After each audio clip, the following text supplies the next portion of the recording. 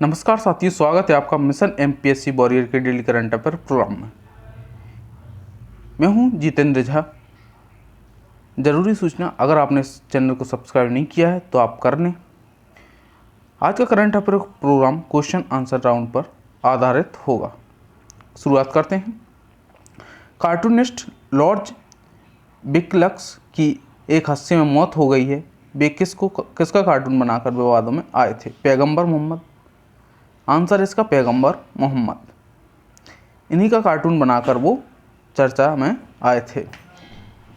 जैसा कि आप उनको देख सकते हैं, ये हैं लॉर्ड्स। इनकी सड़क हादसे में और स्वीडिश के ये रहने वाले हैं। पैगंबर मोहम्मद का कार्टून बनाने के बाद ये स्वीडिश कार्टूनिस्ट थे और चर्चा में आए थे। सड़क दुर्घटना में इनकी मौत हो गई थी।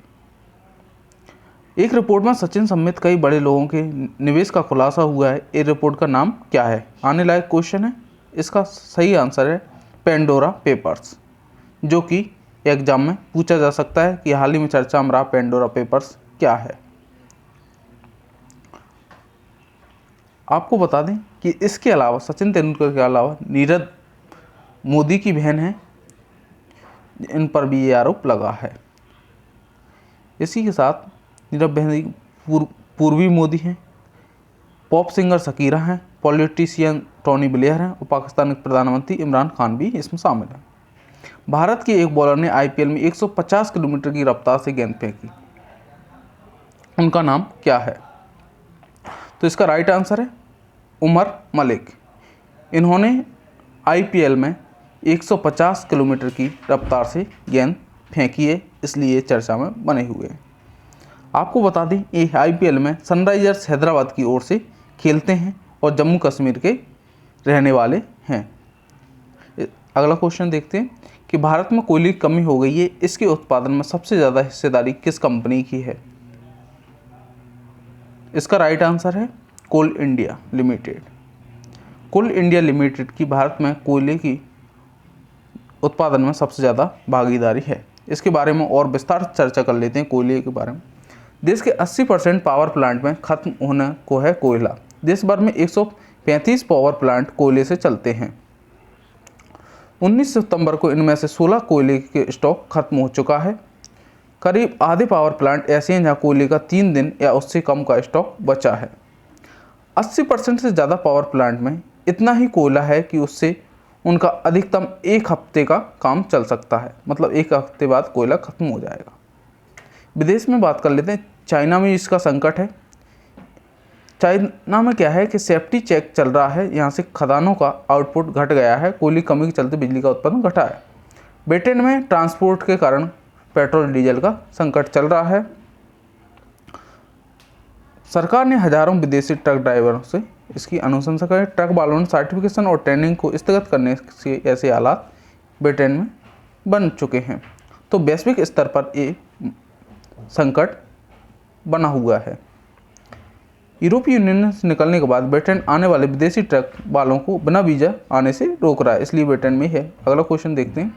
देश में महिला पुरुषों की हाइट घटी है, लेकिन कहाँ पुरुषों की हाइट सबसे ज़्यादा बढ़ रही है? तो इसका राइट आंसर है मेघालय।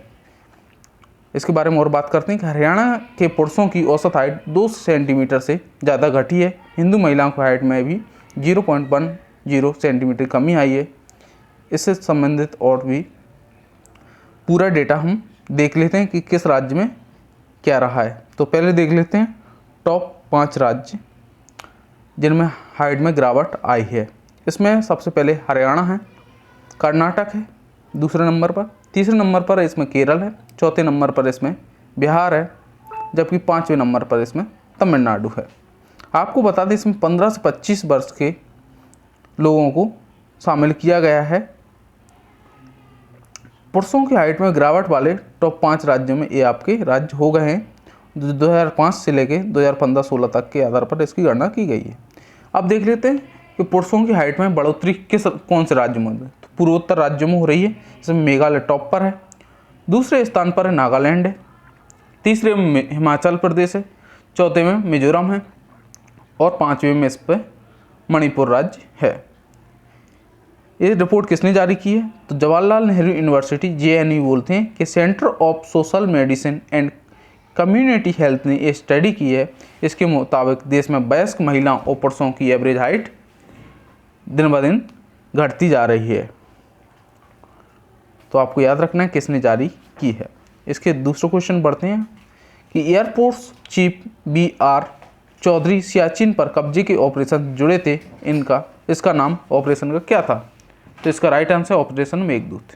ये हाल ही में भारतीय वायुसेना के नए एयर चीफ BR चौधरी बनाए गए हैं, इसलिए ये चर्चा में बने हुए हैं। डेविड जूलियस और आर्डमम को चिकित्सा का नोबेल मिला है, वे किस देश से हैं? तो ये अमेरिका से हैं। आपको बता दें हमने इस पर पूरा एक वीडियो बना के डाला है 2.5 मिनट का, तो आप उसको जाकर देख सकते हैं। तो उसमें पूरी डिटेल है और थोड़ी सी डिटेल हम यहाँ पर भी आपको बता देते हैं। तो इनको पुराने दर्द और बीमारियों के इलाज में इससे क्या है मदद मिलेगी, ह्यूमन बॉडी के नर्वस सिस्टम को समझने में आसानी होगी और एक नए तरह के पेन किलर्स बनाए जा सकते हैं। इनकी खोज का ये प्रभाव पड़ेगा, इसलिए इनको नोबेल प्राइज़ दिया गया है। और देख लेते हैं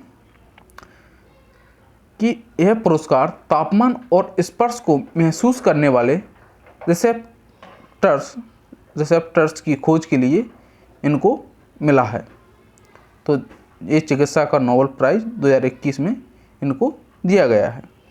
अगला क्वेश्चन देखते हैं कि पंजाब के पूर्व CM अमरिंदर सिंह ने जल्द नई पार्टी बना सकते हैं, इस पार्टी का नाम क्या होगा? तो पार्टी का नाम होगा पंजाब विकास पार्टी। पंजाब विकास पार्टी, ये हैं कैप्टन अमरिंदर सिंह। आपको बता दें कि इन्होंने कांग्रेस पार्टी से रिजाइन करते हुए और मुख्यमंत्री पद से रिजाइन कर दिया है और अपनी नई पार्टी पंजाब विकास पार्टी बनाने का निर्णय किया है।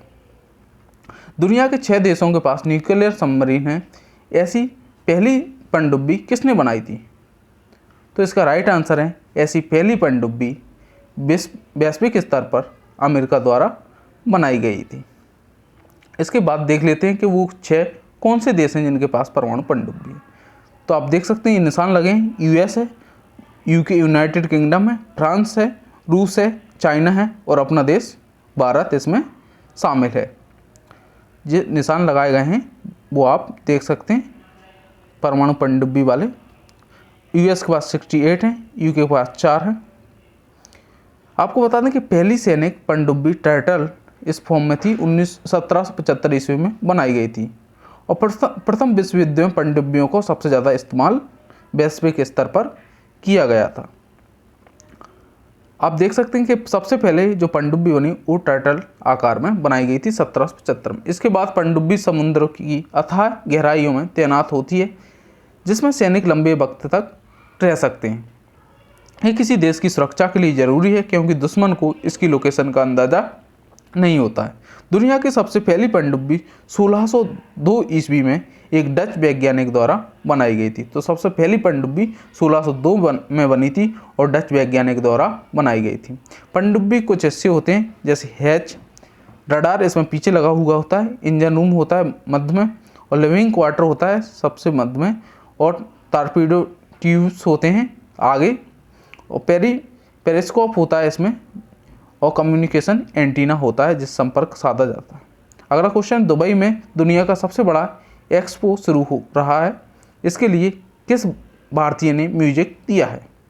तो इसका राइट आंसर है कि हमारे AR रहमान साहब इन्होंने इसमें म्यूजिक दिया है। एक्सपो के बारे में चर्चा कर लेते हैं कि दुबई एक्सपो की शुरुआत हो गई है, शुक्रवार को इसकी शुरुआत हो गई है 1 अक्टूबर से। भारतीय पवेलियन का भी इसमें उद्घाटन किया गया है। ये 6 महीने तक यह आयोजन निरंतर रूप से चलेगा। दुबई को 1.3 लाख करोड़ का इसमें बेनिफिट होगा। भारत की बात करें तो भारत को इससे क्या लाभ है, तो 2.5 करोड़ मेहमानों के 6 महीने से पहुंचने की उम्मीद है, जिसमें 1.7 करोड़ विदेशी निवेश होंगे। 1.2 लाख करोड़ इंफ्रास्ट्रक्चर में खर्च हुए। इसके तहत रोड, ब्रिज, मेट्रो, होटल बनाए गए हैं। 80% इंफ्रास्ट्रक्चर बाद में भी उपयोग में आएगा। इसे जिला 2020 नाम दिया गया है। 40,000 वर्कर्स साइट पर रहेंगे। एक्सपो में 13 लाख प्रत्यक्ष अप्रत्यक्ष रोजगार पैदा हुए हैं। इसका असर भारत पर भी पड़ेगा। 2019 में सेना में चीफ ऑफ डिफेंस स्टाफ पद बना है। इस पर पहली नियुक्ति किसकी हुई है? तो ये आप भली भांति जानते होंगे इस क्वेश्चन को, लेकिन आपको ये याद रहे 2019 में बना था, इसलिए हमने आपसे ये क्वेश्चन पूछा है। तो जनरल बिपिन रावत पहले CDS बने थे।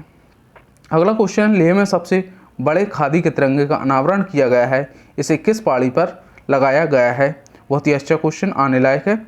जंस्कर इसका राइट आंसर है। दुनिया का सबसे बड़ा खादी का तिरंगा है, लेह में लगाया गया है। आपको बता दें कि जापानी प्रधानमंत्री योशिहिदे सुगा ने रिजाइन कर दिया था। इनके स्थान पर फूमियो किशिदा जापान के नए प्रधानमंत्री बने हैं। अब बात कर लेते हैं आज के अभ्यास प्रश्नों की, जिसमें आपको 4 ऑप्शन दिए जाएंगे और क्वेश्चन दिए जाएंगे, जिसका कमेंट सेक्शन में आपको आंसर देना होगा। तो अंतर्राष्ट्रीय अहिंसा दिवस कब मनाया जाता है? हम आपको पहले इसके बारे में बता चुके हैं 3 अक्टूबर की वीडियो में। अब आपको कमेंट सेक्शन में आंसर देना है। उत्तर प्रदेश की वन डिस्ट्रिक्ट वन प्रोडक्ट योजना का ब्रांड एम्बेसडर किसे बनाया गया है? इसको अभी आंसर आपको कमेंट सेक्शन में देना है। यूपी में हमने विस्तार से चर्चा की थी। एक और है कि कर्नल मामाडी डिबिया ने राष्ट्रपति के रूप में शपथ ली है। इस किस देश के हैं?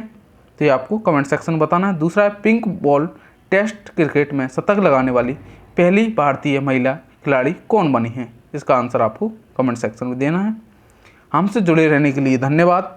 ऐसे ही हमसे जुड़े रहिए और नई खबरें हम आपको बताते रहेंगे जो आपके लिए लाभदायक होंगी। फिर मिलते हैं। जय हिंद, धन्यवाद।